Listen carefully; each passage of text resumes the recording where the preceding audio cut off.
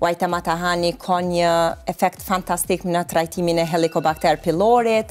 Uajta matahani ka një përdorim të madh mjekësi, përdoret përveç për forcimin e sistemit imunitar, të smundjet e fytit, është qetësues shumë i mirë i kollës, mandej të personat të cilët kanë problem me gastritin, studimet e shkencore tregojnë që uajta matahani ka një efekt fantastik në trajtimin e Helicobacter pylorit.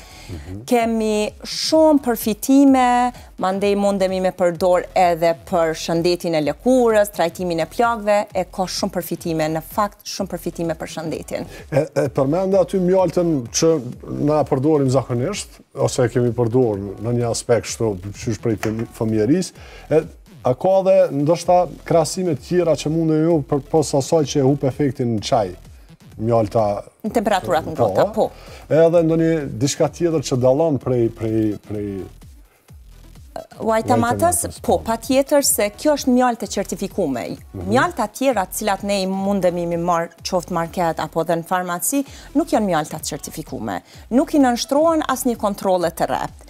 Uajta matahani po ashtu si manu ka shumë hulumtime shkencore, ndërsa për mjaltat e zakonshme të cilat na i përdorim në jetën e përditshme nuk ka hulumtime shkencore, vetëm thojmë, të bënë mirë edhe okay, me të vërtet. Pak ma gjuhën popullore, po, ndërsa këto flasim për hulumtime shkencore, për doktor në mbar botën që i rekomandojmë, jo vetëm Kosovë. A keni bo nështë hulumtime, apo a keni marrë statistika se mu më intereson shumë cili shtet e përdor mas shumëti? Jashta Zelandës, se ata kanë vendaset e përdorin mas shumëti.